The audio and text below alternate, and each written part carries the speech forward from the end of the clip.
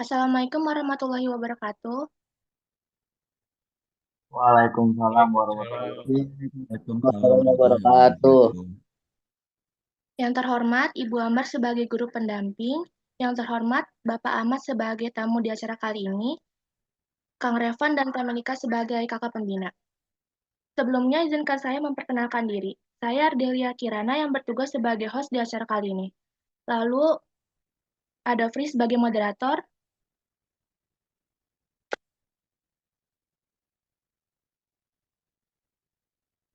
Grace sebagai presenter 1,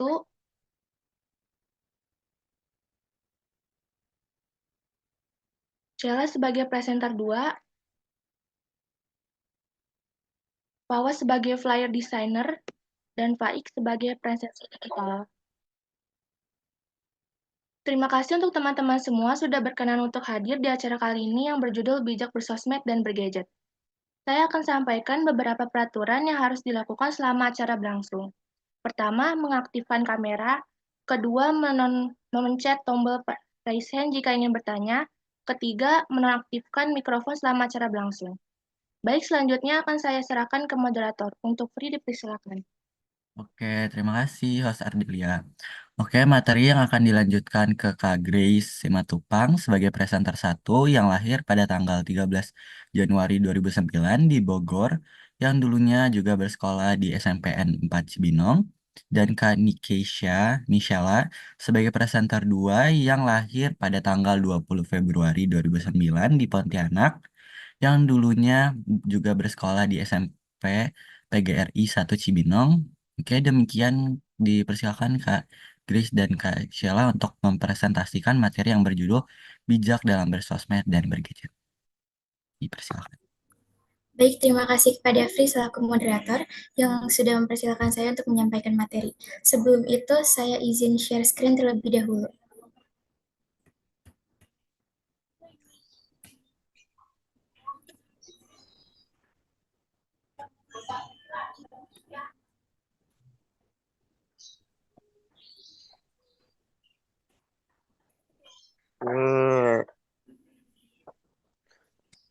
Berikut ini adalah list materi yang akan dibahas nantinya. Yang pertama ada pengertian, yang kedua fungsi, yang ketiga dampak positif, yang keempat dampak negatif, dan yang terakhir tips. Recording in progress. Mau nggak? Seperti yang sudah kalian ketahui, Mau aja, Pak. kemajuan perkembangan penggunaan teknologi yang begitu pesat seperti gadget dan media sosial menjadi suatu hal yang tidak bisa dihindari oleh kita semua. Dengan Ini kata lain, penggunaan teknologi sudah menjadi kebutuhan primer masyarakat, terutama anak muda. Makanya Gadget Pak, jadi orang sendiri teller dapat kan udah diartikan keuntungan Pak. Sama tuh kata mati tidur kata pakai anak OS-nya. Gadget sendiri dapat diartikan sebagai perangkat atau alat elektronik yang mana memiliki ukuran cukup kecil dan memiliki fungsi khusus tertentu, serta harus mengalami perubahan. Gadget ini memiliki unsur kebaruan, yang artinya terus berubah mengikuti perkembangan teknologi. Sebagai contoh saja, handphone yang kita miliki masing-masing. Fitur handphone selalu update dengan teknologi yang selalu baru, tetapi yang dinamakan kebaruan tidak hanya ditemukan di handphone saja. Laptop, komputer, kamera, dan lainnya pasti juga mengalami kebaruan. Itulah mengapa tidak hanya handphone saja yang termasuk dalam kelompok gadget. Nah, untuk media sosial sendiri dapat diartikan sebagai suatu platform digital yang menyediakan fasilitas untuk melakukan aktivitas sosial bagi setiap penggunanya. Beberapa aktivitas yang dapat dilakukan di media sosial misalnya yaitu melakukan komunikasi atau interaksi hingga memberikan informasi atau konten berupa tulisan, foto, dan video. Berbagai informasi dalam konten yang dibagikan tersebut dapat terbuka untuk semua pengguna selama 24 jam penuh.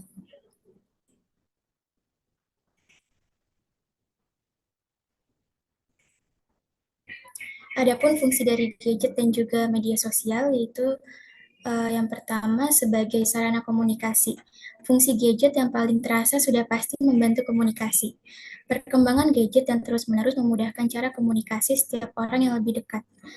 Dulu mungkin fitur yang ada di gadget terbatas, hanya bisa menelpon atau SMS. Tetapi untuk sekarang, kita bisa bertemu orang lain lewat video call, live streaming, dan lain-lain. Untuk fungsi yang kedua, memudahkan mengakses informasi.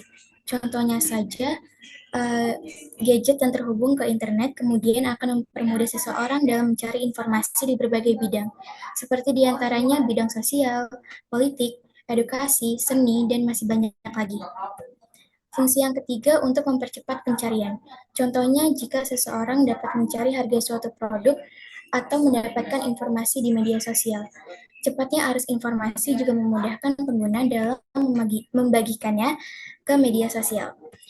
Fungsi yang keempat, untuk membantu bisnis dan bekerja. Misalnya saja, untuk mengirimkan serta membalas surat elektronik atau electronic mail atau email, serta menjual berbagai barang-barang secara online. Fungsi yang terakhir untuk menunjang aktivitas sehari-hari. Misalnya untuk mendengarkan musik, berfoto, mencari lokasi, dan masih banyak lagi. Itulah yang dapat saya sampaikan. Untuk materi selanjutnya akan disampaikan oleh partner saya selaku presenter kedua. Baik, Kak Grace, terima kasih sudah menjelaskan pengertian dan fungsi dari gadget. Sekarang saya akan menjelaskan apa itu dampak positifnya. Yang pertama, mempermudahkan komunikasi. Seperti yang sudah dijelaskan di slide sebelumnya, gadget dapat mempermudah komunikasi dengan orang lain yang berada jauh dari kita dengan cara SMS dan telepon. Yang kedua, menambah pengetahuan. Kita dapat dengan mudah mengakses atau mencari situs tentang pengetahuan dengan aplikasi di dalam gadget. Yang ketiga, menambah teman. Banyaknya jaringan sosial yang bermunculan, kini kita dapat dengan mudah menambah teman melalui jaringan sosial dalam gadget. Yang keempat, munculnya metode-metode pembelajaran baru dan seru. Hal ini dapat memudahkan siswa dan guru dalam pembelajaran. Terciptanya metode-metode baru yang membuat siswa mampu memahami materi-materi yang abstrak karena materi tersebut dengan bantuan teknologi. Nah, yang tadi dampak positifnya, sekarang negatifnya. Dampak negatifnya yang pertama, waktu terbuang sia-sia. Mereka sering lupa diri dengan menggunakan waktu untuk aktivitas yang tidak terlalu penting. Padahal waktu bisa digunakan untuk aktivitas yang mendukung kematangan berbagai aspek perkembangan pada dirinya. Kedua, perkembangan otak terganggu. Terlalu lama dalam sehari, bermain gadget dapat mengganggu perkembangan otak sehingga mengalami hambatan dalam berbicara atau tidak lancar berbicara dan menghambat kemampuan dalam mengekspresikan pikirannya. Yang ketiga, gangguan kesehatan. Terlalu banyak bermain gadget dapat mengganggu kesehatan, terutama kesehatan mata.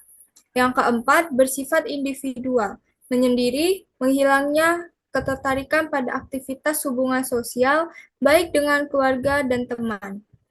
Yang kelima, menurunnya daya konsentrasi anak dan meningkatnya ketergantungan anak untuk dapat melakukan berbagai hal yang semestinya dapat mereka lakukan sendiri. Yang keenam, penurunan kualitas tidur. Pecandu gadget cenderung rela bergadang, sehingga waktu dan kualitas tidur berkurang. Gangguan tidur seperti ini dapat meningkatkan risiko obesitas, diabetes, dan penyakit jantung.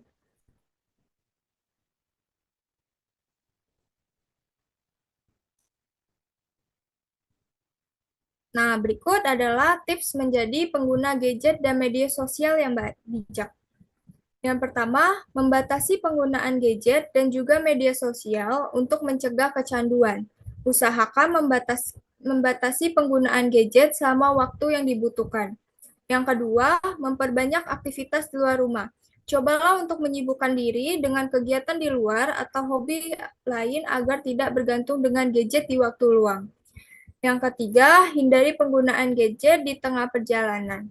Jika ada notifikasi penting yang muncul dari gadget, lebih baik tepikan kendaraan dan berhenti sejenak untuk mengecek. Yang keempat, hindari gadget saat bersama orang lain. Cobalah untuk bersosialisasi dengan orang-orang di sekitar untuk meningkatkan rasa pertemanan dan kekeluargaan. Sekian, terima kasih.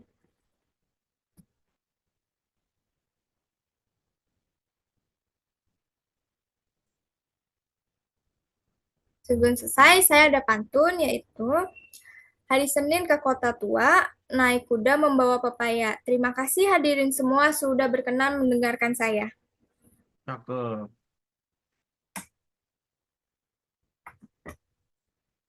Oke, sekian dari materi yang sudah dijelaskan oleh Kak Grace dan Kak Sheila.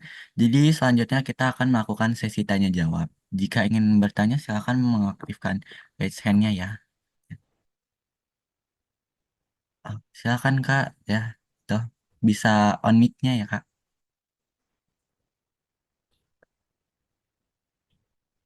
Aku mau nanya dong, Oh, boleh, yang mana? Coba aktifin raise hand. aku Kalisa. Oh ya, silakan. Bagaimana strategi kita sebagai pelajar agar dapat memanfaatkan gadget dengan efektif? Terima kasih. Ya, terima kasih Kak Kalisa atas pertanyaannya. Untuk jawabannya silakan Kak Grace untuk menjawab.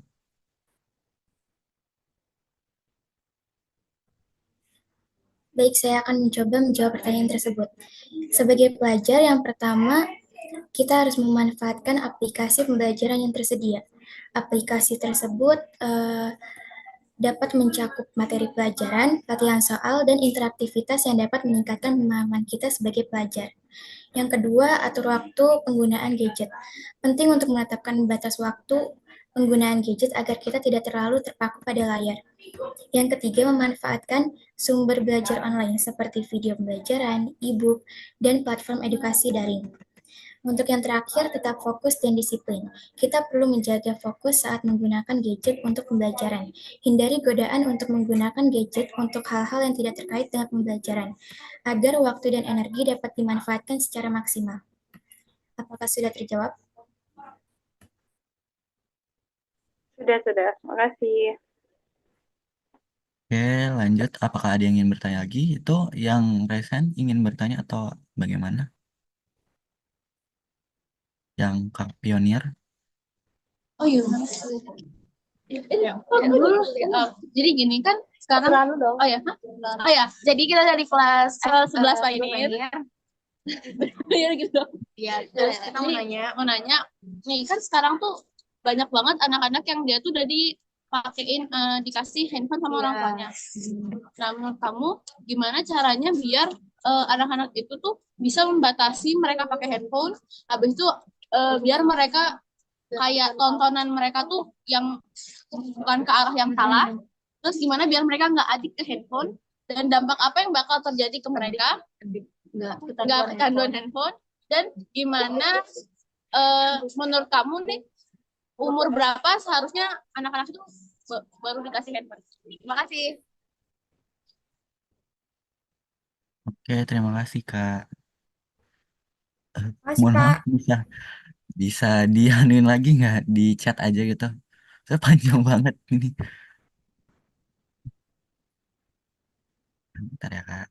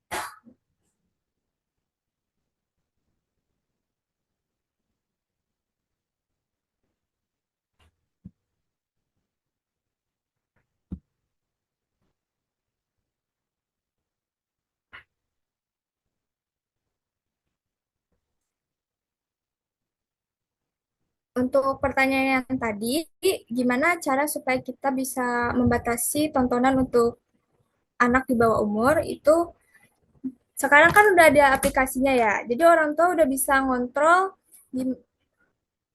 HP anaknya. Jadi di situ udah bisa diatur tontonannya dengan sesuai umurnya. Terus situ juga kayak ada YouTube Kids dan lain-lain.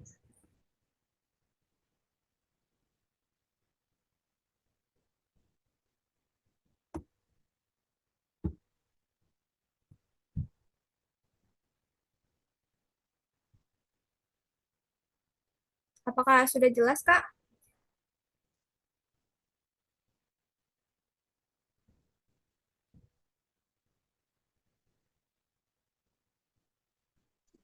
Eh, apa pertanyaannya di send ulang di chat ya?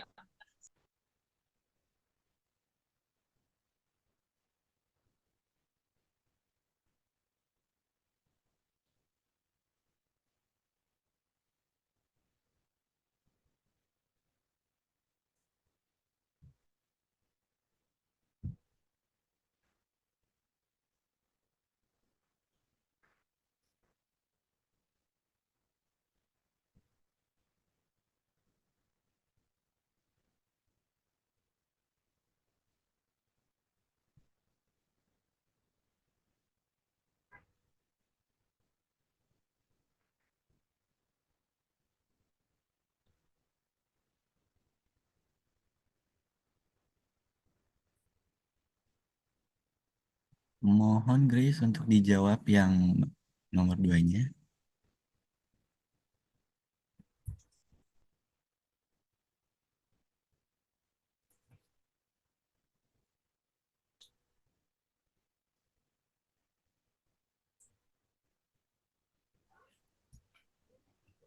Oke, saya akan menjawab pertanyaannya.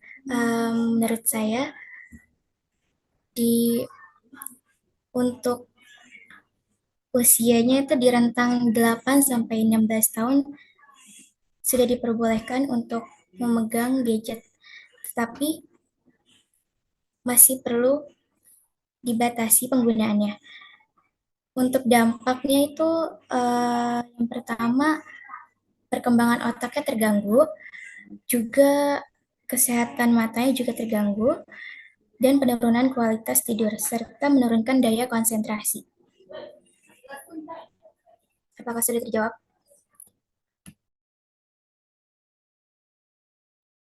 Oke, terima kasih ya. Bohong. Oke.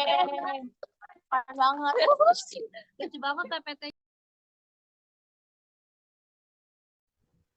Terima kasih ya Kak atas pertanyaannya.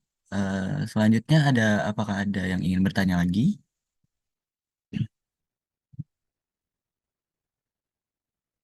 Oh ya, silakan Zidan untuk pertanyaannya.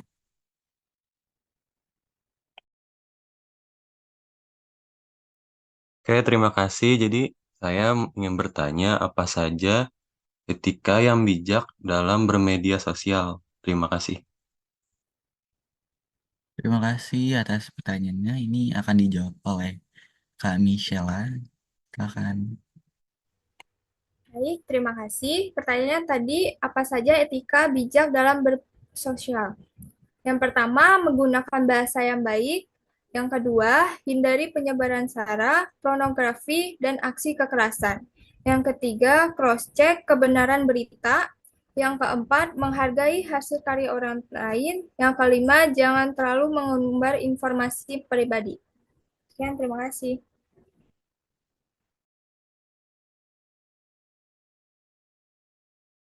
Oke, sekian. Apakah ada yang ingin bertanya lagi?